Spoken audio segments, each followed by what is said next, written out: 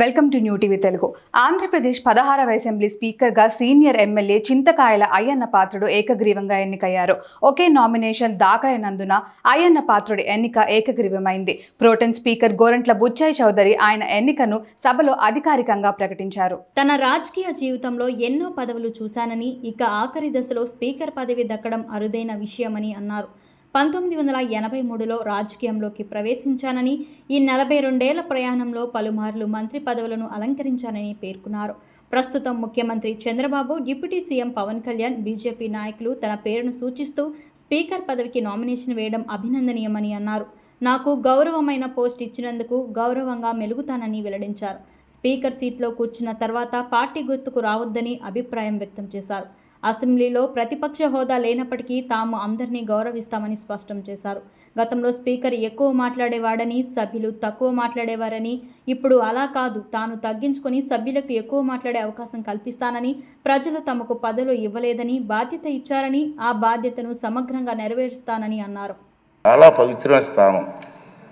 నేను మీ అందరినీ కోరిదండి, ఇక్కడ చూశాను నేను రాత్రి అన్ని దగ్గర చూస్తే మొత్తం 22 మంది మహిళా ఎమ్మెల్యేలు వచ్చారు ఈ సభలో.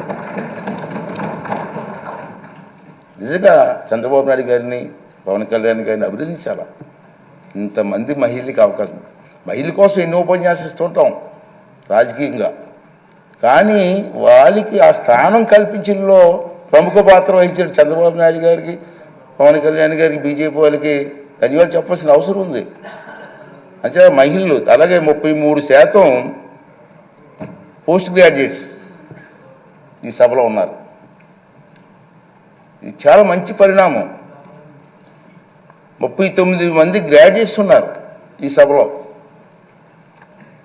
అలాగే 57% లెస్ దెన్ 55 ఇయర్స్ ఏజ్ ఉన్నవారు ఉన్నారు. 55 ఇయర్స్ లోపు ఉన్న వాళ్ళు 57% ఉన్నారు. అంటే ఇంచుమించు యంగ్ బ్లడ్ కదా. ఇటువంటి సంపద ఈ సభలో ఉంది బికాస్ ఆఫ్ నాయకుల తాలూకు సహకారంతో. మరి దీన్ని ఉపయోగించుకొని మన సభని స్వభావుగా ఎప్పుడూ జరిగిన విధంగా ఉంచితే, ఎందుకు అంటున్నానంటే ఈ మాట, గత 5 సంవత్సరాల పరిపాలన చూసాం మనం.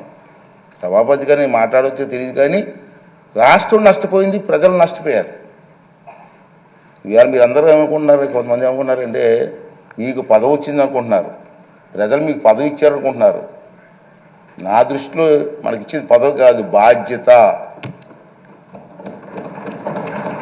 మనకి ఇచ్చింది ఈ టర్మ్లో మనకి ఇచ్చింది పదవి కాదు, ఒక బాధ్యత ఇచ్చారు. మన భుజస్కంధాలపై ఆ బాధ్యత పెట్టారు, ఒక నమ్మకంతో ఇచ్చారు.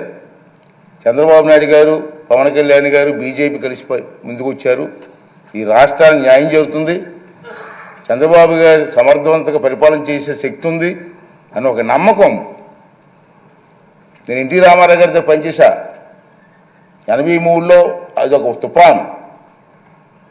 కానీ సీట్లు వచ్చాయి, కానీ ఇంత మెజార్టీలు రాలే ఆ రోజులో.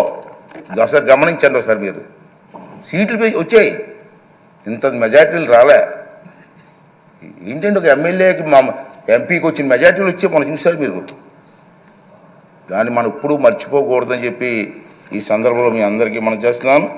అలాగే ఫస్ట్ టైం ఎమ్మెల్యేస్ 88 మంది ఉన్నారు మన హౌస్లో. ఫస్ట్ టైం ఎమ్మెల్యేస్ వారందరినీ నేను కోరేది ఏంటంటే, మీకు అవకాశాలు ఇస్తా, ఎందుకంటే మీరు కూడా మాట్లాడాలి, మీ తాలూకు వాయిస్ వినిపించాలి. మీ అందరూ నేను కోరేది ఏంటంటే, ఈ హౌస్లో మాట్లాడడం అంటే హౌస్ కోసం కాదు, నా కోసం కాదు, మీకోసం కాదు, ఈ రాష్ట్రం కోసం, రాష్ట్ర ప్రజల భవిష్యత్తు కోసం మాట్లాడాలి. అంచేది ఫస్ట్ టైం ఎమ్మెల్యేస్ కూడా మగమాటం లేకుండా మీకు అవకాశాలు ఇస్తా. అవసరమైతే హౌస్ని 2-3 రోజులు పొడిగిస్తాం, సభానాయకులు మాట్లాడి, తప్పేలే, చర్చ జరగాల.